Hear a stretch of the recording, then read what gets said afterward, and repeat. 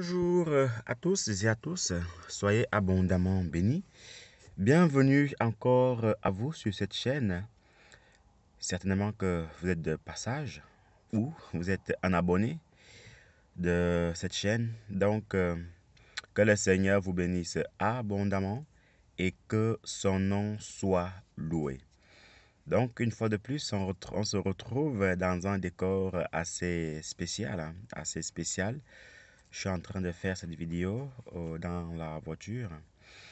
Et comme vous le savez, l'apôtre Paul avait dit à Timothée que « Et toi, mon fils, fais l'œuvre du Seigneur, prêche sa parole en toute occasion, prêche sa parole en toute occasion, favorable ou non. Prêche la parole du Seigneur en toute occasion. » Donc ça veut dire que partout où tu te trouves, partout où tu es, partout où tu vas, il faut prêcher la parole du Seigneur. Que ça soit aux toilettes, que ça soit dans la cave, que ce soit dans la voiture, dans la maison, dans la chambre, il faut prêcher la parole de Dieu. Et j'ai toujours en fait une devise. Par la grâce de Dieu, j'ai beaucoup de devises. Mais l'une des devises en fait qui m'aide beaucoup et qui m'a toujours dit dans beaucoup de choses, c'est que ne jamais attendre le bon moment pour faire quelque chose. Non. Il ne faut jamais attendre le bon moment pour faire quelque chose. Ce que tu dois faire, fais-le. N'attends pas qu'il fasse beau pour aller courir, pour perdre du poids, pour la forme. N'attends pas que tout soit réuni pour faire quelque chose. N'attends pas que tu sois en forme pour commencer à lire ta Bible. N'attends pas que tu sois vieux pour recevoir le Seigneur. Non, ne jamais attendre, mais tout ce qu'on peut faire, il faut le faire. N'attends pas à 14 heures ou midi pour commencer à prier parce que tu ne sais pas de quoi est fait les heures qui vont arriver. Tu ne sais pas de quoi en fait est fait le lendemain. Et c'est pour ça beaucoup d'enfants de Dieu, qu'est-ce qui se passe au jour d'aujourd'hui? Ils ne sont pas au top avec le Seigneur. Ils ne sont pas en règle avec le Seigneur. Même au niveau de la méditation, ça ne va pas. Pourquoi? Ça ne va pas parce que ils attendent toujours. Et très bizarrement, ce qui se passe, c'est que tu attends peut-être demain pour qu'il fasse beau pour aller courir. Demain, tu auras un autre programme. Voilà que tu vas annuler le fait d'aller courir. Demain, tu vas commencer, tu dis que tu te prends un défi pour aller lire ta Bible. Et demain, voilà des amis qui vont venir chez toi. Et du coup, tu ne pourras pas commencer. Ce sera comme ça des excuses à longueur de journée, des excuses à longueur de journée. Et tu ne t'en sortiras pas du tout. Voyez? Et ça, ce n'est pas bon. Tout ce que tu peux faire, fais-le. Tout ce que tu peux faire, fais-le. Par exemple, cette vidéo, je pouvais me dire non, le décor n'est pas agréable, je peux attendre que je rentre chez moi pour la faire. Bon, il n'y a pas de souci, je peux attendre que je rentre chez moi pour la faire.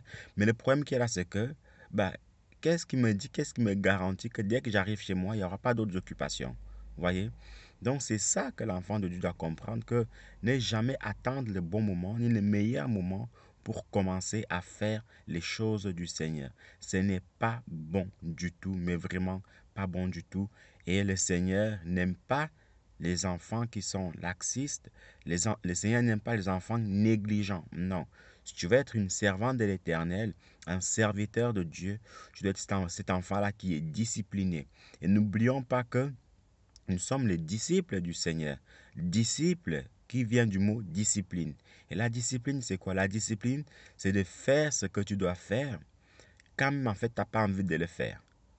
La discipline consiste à faire ce que tu dois faire quand même tu n'as pas envie de le faire. Je m'explique. Tu n'as pas envie de prier, mais tu sais que tu dois prier, alors tu dois prier. Il faut aller prier. Tu sais que tu dois lire ta Bible, mais ta chair te dit que tu ne dois pas la lire, mais tu dois aller la lire. Et c'est ça qui fera la différence entre un enfant de Dieu discipliné et un enfant de Dieu non discipliné. Donc voilà un tout petit peu pour la petite parenthèse, c'est que ne jamais attendre le bon moment pour faire les choses du Seigneur, même pour notre propre vie, que ce soit le travail, ceci, cela, non. Ne jamais attendre le bon moment. Autre chose aussi, c'est que mon frère, ma soeur, en cette matinée, nous allons partager sur courte exhortation, comme vous le voyez depuis pas mal de temps, le Seigneur m'a mis à cœur de choisir des titres assez spéciaux. Comment comprendre ceci? Comment comprendre cela? Et ça sont des petites vidéos de 20 minutes, 15 minutes, 13 minutes, en tout cas entre 10 à 20 minutes, vraiment pour condenser le tout et pour faire vraiment aller à l'essentiel, mon frère, ma soeur. Donc aujourd'hui, nous allons parler du proverbe, du livre des proverbes, Proverbe chapitre 26, le verset 27. Juste ce verset-là va nous suffire. Proverbe chapitre 26, le verset 27 qui dit: Celui qui creuse une fosse y tombera, et la pierre revient sur celui qui la roule. Celui qui creuse une fosse y tombera, et la pierre revient sur celui qui la roule. Mon frère, ma soeur, c'est un thème, une exhortation assez édifiante dans la mesure où il nous est déjà arrivé que quelqu'un nous veuille du mal, quelqu'un aille voir les marabouts, quelqu'un voit les sorciers, quelqu'un nous tend des pièges. Mais si nous on craint le Seigneur, même parfois ne pas craindre, même si on ne craignait pas le Seigneur, ça peut arriver que cela retourne sur lui. Voyez, ça arrive que ce mal-là lui retourne dessus. Dans un premier temps, toi en tant qu'enfant de Dieu, il faut éviter de prédire le mal contre quelqu'un. Toi en tant qu'enfant de Dieu, il ne faut jamais souhaiter le mal contre quelqu'un. Toi en tant qu'enfant de Dieu, il ne faut jamais te mettre avec ceux-là qui complotent le mal contre quelqu'un. Parce que même si tu ne dis rien, mais le fait que tu sois là, dans cette réunion-là, tu es en train de comploter, tu es en train de donner ton avis par rapport à cela. Et ça, ce n'est pas du tout bon. Ça, mon frère, ma soeur, ce n'est pas du tout bon. L'enfant de Dieu est celui qui prône la paix, qui prône la joie, qui prône l'harmonie. Mais pas une harmonie théorique.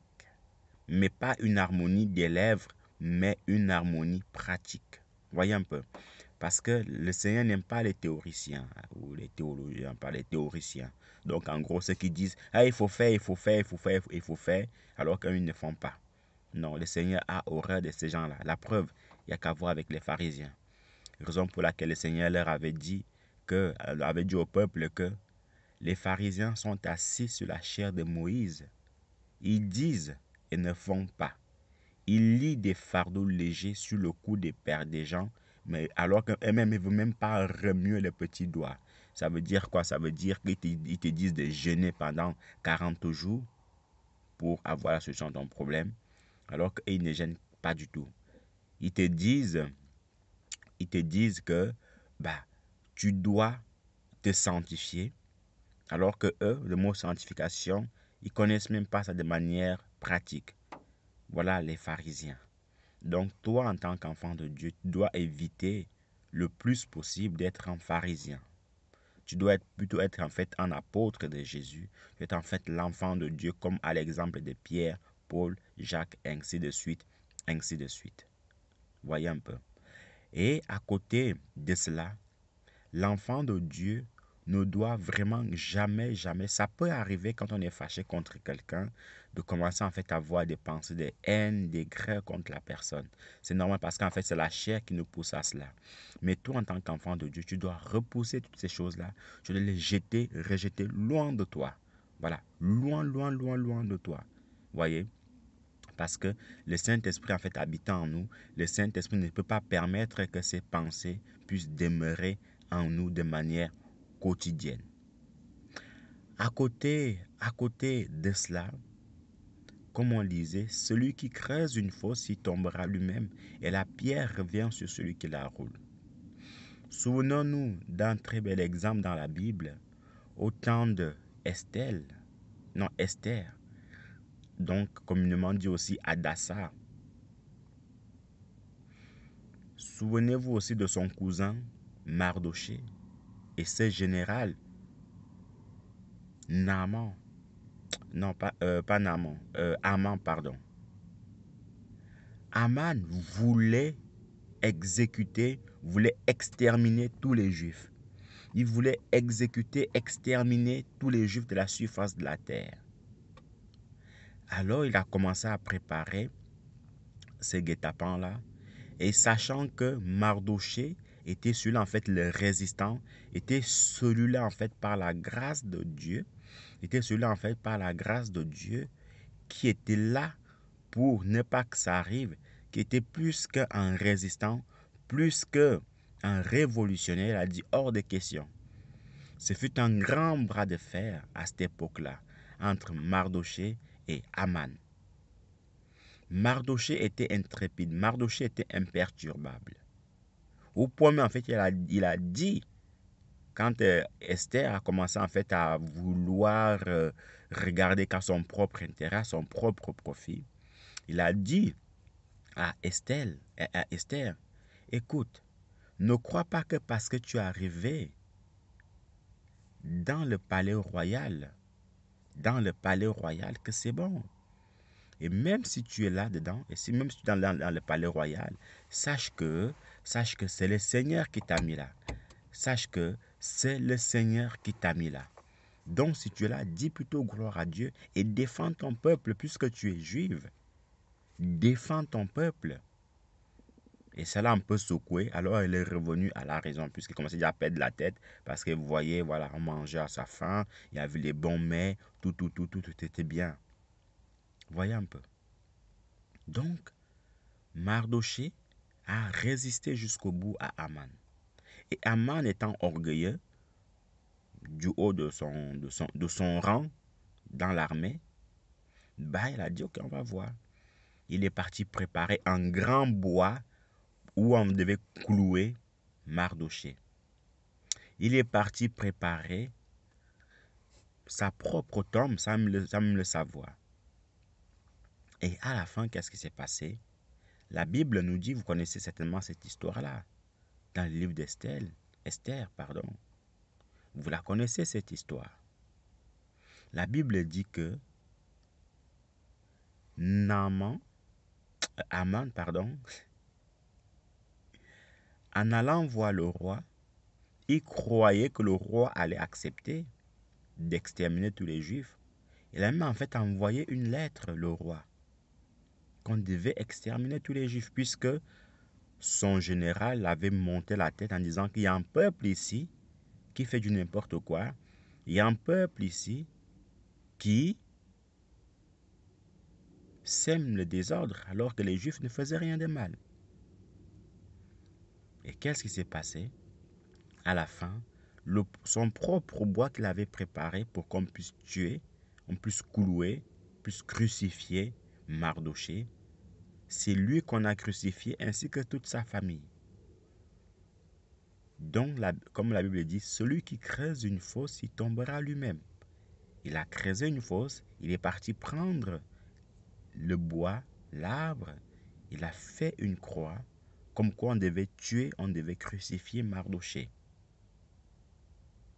Et à la fin, c'est lui qu'on a crucifié. Voyez? Vous voyez comment ça finit? Quand tu complotes le mal contre quelqu'un de juste, quand tu complotes le mal contre quelqu'un d'autre, alors ça nous retombe automatiquement dessus.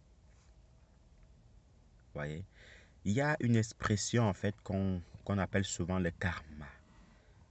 Voilà, c'est une expression mondaine qu'on appelle le karma. En fait, le karma, c'est quoi? Le karma, c'est quelque chose qui te revient dessus à cause du mal que tu as fait. Je m'explique. Tu es là, tu ne veux que le mal des gens. Tu es là, tu ne médites que le mal des gens. Tu pries pour que les gens meurent. Tu es là, tu voles. Tu es là, tu trompes. Tu es là, tu mens. Tout, en fait, tout le mal te concerne. Et tu crois que le Seigneur va rester comme ça, les bras croisés, en disant que va continuer à voler, continuer à mentir. Et quelque temps après, 2 ans après, ce que tu as fait aux autres, ça va te retomber dessus. Comme on dit aussi dans le monde, comme tu fais, on te fera. Comme tu fais, on te fera. Et ce karma-là va revenir sur toi. Donc, tu volais les gens avant. on va aussi te voler. Tu tuais les gens avant, on va aussi te tuer. C'est comme ça la vie. La vie ne te donne que ce que tu mérites. La vie ne te donne que le retour que ce que tu as fait. Ce n'est pas question d'injustice, ce n'est pas question de vengeance. C'est question que, mon frère, ma soeur, tu dois savoir que, un, tu n'es pas Dieu et tu ne le seras jamais. Deux, ne fais pas aux autres, comme la Bible dit, ne fais pas aux autres ce que tu n'aimerais pas qu'on te fasse. Ne fais pas aux autres ce que tu n'aimerais pas qu'on te fasse. Tu n'aimerais pas qu'on te vole, alors ne vole pas non plus. Tu n'aimerais pas qu'on te mente, alors ne mens pas non plus. Ainsi de suite, ainsi de suite. Voyez? Donc, mon frère, ma soeur, il faut comprendre, il faut savoir que quand tu creuses une fosse ou la tombe contre quelqu'un, il y a 98% de chances que tu tombes toi-même là-dedans. Ça, tu peux en être sûr. Et même si tu en échappes, sache que il est là-bas au ciel, il te voit. Et ce n'est pas parce que tu t'es échappé que tout va bien. Non. Tu t'es peut-être juste échappé pour que tu comprennes que la prochaine fois, arrête, ne continue pas. Voyez un peu. Celui qui creuse une fosse, il tombera lui-même. Et la pierre revient sur celui qui la roule. Tu peux demander à Aman ce qui lui est arrivé. S'il est encore vivant. S'il est encore vivant. Voyez un peu. Les problèmes ne sont pas bien. Le mensonge n'est pas bien. Le vol n'est pas bien. Les divisions ne sont pas bonnes. Mais par contre, ce qui est bien, c'est la paix, la joie, la bonté, la gaieté, l'entente et l'amour. Voilà les choses que nous, en tant qu'enfants de Dieu, on doit prôner. Que le Seigneur vous bénisse abondamment. Que son nom soit abondamment loué. Continuons à tenir bon. Ce n'est pas évident, c'est vrai. Mais le Seigneur est là, il nous voit. Il y a de grandes récompenses qui nous attendent au ciel. Ça ne sert à rien de les louper pour des choses éphémères. Ça ne sert à rien de les louper, à cause des prises de tête. Non. Aujourd'hui, il y a beaucoup de gens en fait qui meurent d'AVC parce qu'ils sont tellement énervés qu'ils partent du jour au lendemain. Il y a des gens qui ont des nerfs parce qu'ils sont tellement énervés qu'à un moment donné, la tête ne tient plus, ne supporte plus. Alors les nerfs apparaissent. Et ces nerfs, et pire encore, quand on a les nerfs, là, mon frère, ma soeur, l'AVC n'est pas très loin si je te fâche.